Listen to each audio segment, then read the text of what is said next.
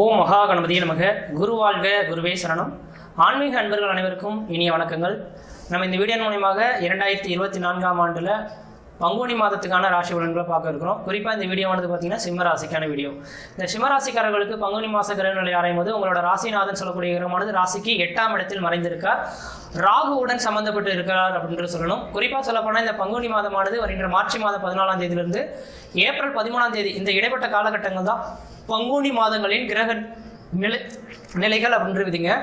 அப்போ இந்த மார்ச் 14ஆம் தேதியிலிருந்து ஏப்ரல் 13ஆம் தேதி காலகட்டத்தில் நடக்கக்கூடிய நிகழ்வுகளை சந்திக்கும் போது எப்பொழுதுமே உங்களோட ராசிநாதன் ஃபஸ்ட்டு மையப்படுத்தணும். உங்களோட ராசிநாதன் வலுப்பெற்று உட்கார்ந்திருந்தார் அப்படின்னாக்கா இந்த மாத காலகட்டம் பிரச்சனை கிடையாது. ஆனால் உங்களோட ராசிநாதன் 8ஆம் இடத்தில் மறையிறது குற்றம் கிடையாது, ராகுவுடன் சம்மந்தப்படுறது குற்றம். அதுவும் உங்கள் ராசிக்கு 2ஆம் அதிபதி தனாதிபதியும் லாபாதிபதியும் சேர்ந்து உட்கார்ந்துருக்காருங்க. அப்போ ராசிநாதனும் லாபாதிபதியும் தனாதிபதியும் சொல்லக்கூடிய கிரகமானது 8இல் மறைந்து ராகுவுடன் சம்மந்தப்படக்கூடிய காலகட்டத்தில் தேவையில்லாத பிரச்சனைகள், வம்பு வழக்குகள், சட்ட சிக்கல்கள் சந்திக்கக்கூடிய காலகட்டமாக இந்த நேரம் இருந்துட்டு இருக்கோம். வரவுக்கு மீறிய செலவுகளும் கடன்களும் சந்திக்கக்கூடிய காலகட்டமாக இந்த சிம்மராசி அன்பர்களுக்கு இருந்துட்டு கொண்டிருக்கீங்க. அப்போ இந்த சிம்மராசி அன்பர்கள்லாம் எனக்கு தெரிஞ்சளவு இந்த ஒரு மாத காலகட்டத்தில் புதிய தொழில் தொடங்குறதோ, உத்தியோகம் பார்க்குறதோ, ஜாமீன் கைது போடுறதோ, கொடுக்கல் வாங்கல் விஷயமோ கண்டிப்பாக செய்யக்கூடாது. சார் என்ன சார் சொல்கிறீங்க, இந்த மாத காலகட்டத்தில் எப்படி இருக்குன்னு சொல்கிறீங்கன்னா குரு பார்வைலாம் கிடையாதா அப்படின்னாக்கா, குரு பார்வைகள் இருந்தாலும் மற்ற கிரகங்களின் வலுவலானது இந்த நேர காலகட்டத்தில் சிறப்பாக இல்லாததுனால கண்டிப்பாக சிம்மராசி அன்பர்களுக்கு இந்த மாத காலகட்டம் சவால் நிறைந்த காலகட்டங்களாக இருக்கும். தேவையில்லாத பிரச்சனைகள் உங்களை தேடி வரக்கூடிய காலகட்டம் உருவாகும். வரவுக்கு மீறிய செலவுகள், கடன்கள் சந்திக்கக்கூடிய காலகட்டம் உருவாகும். உற்றார் பகமை பாராட்டக்கூடிய காலகட்டம் உருவாகும்.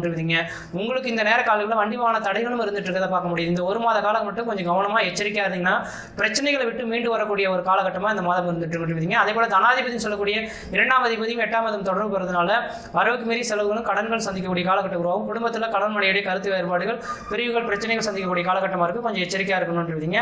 அதே போல உங்க ராசிக்கு 3ஆம் அதிபதி சொல்லக்கூடிய கிரகமானது 8ஆம் இடம் தொடர்பு பெறதுனால 8ஆம் அதிபதி சொல்லக்கூடிய கிரகமானது தனக்கு 9ஆம் இடத்தில் உட்கார்ந்திருக்காரு. அப்போ 3ஆம் இடமும் சுக்கிர பகவான் ஓரளவுக்கு நல்லதா இருக்கனால இந்த மாத காலங்களில் உங்களோட இளைய சகோதரத்தை முன்னிறுத்தி எந்த காரியம் செய்து பாருங்க, அந்த காரியம் நான் தடையில்லாத அமைப்புகள் ஏற்படுத்தும்.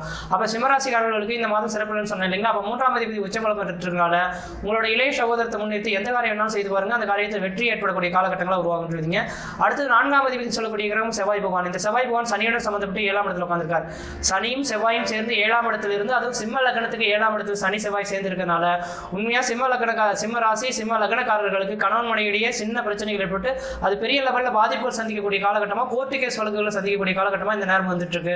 அதனால கொஞ்சம் கணவன் மனைவி உறவுகளை விட்டு கொடுத்து போங்க. அதே போல 5ஆம் அதிபதினு சொல்லக்கூடிய குரு பகவான் பார்த்தீங்கன்னாக்கா தனக்கு 9ஆம் இடத்துல இருந்தாலும் கூட அவன் நிற்கிறது நல்ல வலுவான அமைப்புகள் இருக்கனால புத்திர சம்பந்தப்பட்ட விஷயங்களை பிரச்சனைகள் ஏற்படுறதுக்கான வாய்ப்புகளும் வந்துட்டு இருக்கு. அதனால 4ஆம் இடம் வீடு மனை வாசல், வண்டி வாகன யோகங்களை கவனமா இருக்கணும். வீடு மனை வாசல் கட்டுறீங்க அப்படின்னாக்கா இந்த மாத காலகட்டத்தில் எல்லாமே சரியான விதத்தில் இருக்குதான்றது பார்த்து செய்யணும். அசம்பாவிதங்கள் ஏற்படுறதுக்கான வாய்ப்புகளும் இருந்துட்டு இருக்கு. வண்டி வாகனங்கள் இயக்குறீங்கன்னாக்கா வண்டி வாகனத்தை கவனமா இயக்கணும்ன்றீங்க. கவனமா இயக்காம அதுல வண்டி வாகனத்துல கீழே மேல விழுந்து சிராய்ப்பு காயங்கள் ஏற்படக்கூடிய காலகட்டமாகவும் இந்த மாதம் வந்துட்டு கொண்டிருந்தீங்க. அதனால சிம்மராசி அன்பர்கள் கொஞ்சம் கவனமா எச்சரிக்கையா இருக்கக்கூடிய காலகட்டங்கள்.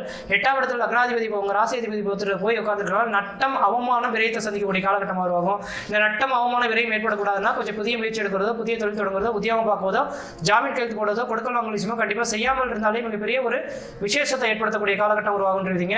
அடுத்ததா பார்த்தீங்க அப்படின்னாக்கா இந்த மாத காலகட்டத்தில் 9ஆம் இடத்துல குரு பகவான் உட்கார்ந்து ஓரளவுக்கு விசேஷமான ஒன்று தான். நூலிலேயே பிரச்சனைகள், பல பிரச்சனைகள் வந்தாலும் கூட நூலிலேயே அதை தடுக்கக்கூடிய அமைப்புகள் உருவாகுன்றீங்க. அப்போ இந்த ஏப்ரல் 30ஆம் தேதி வரமே குருவின் பார்வை உங்களுக்கு கிடைக்கிறனால எல்லா பிரச்சனைகள் வரும். அதுல இருந்து நீங்க மீண்டு வரதுக்கான வாய்ப்புகள் உண்டுன்றீங்க. அதனால உங்க ராசிநாதன் சொல்லக்கூடிய கிரகமானது குரு பகவான், ராசிநாதன் சொல்லக்கூடிய கிரகமானது 8ஆம் இடத்தில் மறைந்தாலும் குரு பகவானோட பரிபூர்ண பார்வையானது உங்க ராசிக்கு கிடைக்கிறதுனால கண்டிப்பா உங்களுக்கு நூலிலேயே ஒரு நல்ல மாற்றங்கள் ஏற்படக்கூடிய காலகட்டம் உருவாகும். அதே போல 3ஆம் இடத்துக்கு குரு பார்வை கிடைக்கிறாங்க. முயற்சிகள் வெற்றி பெறக்கூடிய காலகட்டம். இளைய சகோதரத்தை முன்னிட்டு செய்யக்கூடிய காரியங்கள் ஓரளவுக்கு நல்ல பலன்களை தருன்றீங்க. அடுத்து 5ஆம் இடத்தை குரு பகவான் பார்க்கறதுனால பூர்வ புண்ணிய ஸ்தானம், புத்திர ஸ்தானம் வலுப்பெறக்கூடிய காலகட்டம் உருவாகும். குழந்தை செல்வத்தினால உங்களுக்கு ஒரு மன நிம்மதி, மன சந்தோஷம் ஏற்படக்கூடிய மாதமா இந்த மாதம் வந்துட்டு இருக்கும். பிள்ளைகளின் கல்வியில உங்களுக்கு ஏதாவது செலவு செய்யணும்னாக்கா செய்யுங்க. ஒருவேளை இந்த மாத காலங்களில் உங்களோட குழந்தைகளுக்கு ஏதாவது திருமணம் பண்ணணும், காது குத்து, மொட்டை அடிக்கிறது இதெல்லாம் செய்யக்கூடிய வேலைகள் இருந்தாலும் இந்த மாதம் செய்யறது ஓரளவுக்கு நல்லா இருக்கும். எல்லா விதத்திலும் செக் பண்ணி பார்க்கும்போது இந்த மாத காலகட்டமானது எனக்கு தெரிஞ்சளவு ஓரளவுக்கு உங்களுக்கு பார்த்தீங்க அப்படின்னாக்கா வரவுக்கு மீறிய செலவுகள் சந்திக்கக்கூடிய காலகட்டங்கள், வண்டி வாகன தடைகள் ஏற்படக்கூடிய காலகட்டங்கள், தேவையில்லாத பிரச்சனைகள் சந்திக்கக்கூடிய காலகட்டமாக இருக்கு. இந்த விஷயத்தில் எச்சரிக்கையா இருக்குன்னா அதுக்கு பின்னர் வரக்கூடிய காலகட்டங்கள் ஓரளவுக்கு நல்ல பலன்கள் தரும்.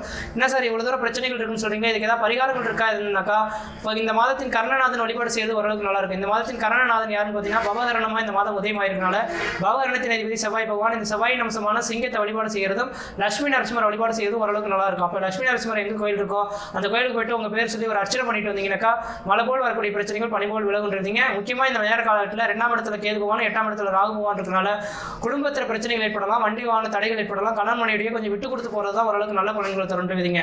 விட்டு கொடுத்து போகிறனா தேவையில்லாத பிரச்சனைகள், வம்பு வழக்குகள், சட்ட சிக்கல்கள் சந்திக்கக்கூடிய காலகட்டமாக இருக்குது. கொஞ்சம் கவனமாக எச்சரிக்கையாக இருக்கக்கூடிய மாதமாக இருக்குது. இந்த ஒரு மாதம் முடிஞ்சிச்சுனாக்கா பெரிய அளவில் பாதிப்பை விட்டு விண்ணுங்க முடியும். இது உங்களுக்கு மட்டும் பிரச்சனைன்னு சொல்ல முடியாது. உலகத்தில் உள்ள அனைத்து ஜீவராசிகளுக்குமே இந்த பங்குனி மாதமானது கொஞ்சம் சவால் நிறைந்த காலகட்டங்களாக இருக்கும். அங்கங்கே பிரச்சனைகள், வம்பு வழக்குகள், சட்ட சிக்கல்கள், வண்டி வாகன தடைகள்ன்ற மாதிரி இருக்கும். இது உங்களுக்கும் இருக்கிறதுனால கொஞ்சம் எச்சரிக்கையாக இருக்குங்க. இதுக்கான பரிகாரம் லட்சுமி நரசிம்மர் வழிபாடு செய்யறதும், சனிக்கிழமை தோறும் விநாயகருக்கு விளக்கு போடுறதும் ஓரளவுக்கு நல்ல பலன்களை தருன்றீங்க. மற்ற இதில் எல்லாரும் தோஷம் கிடையாது. சீர சிறப்பாக இருப்பீங்க, நலமாக இருப்பீங்க. நன்றி, வணக்கம்.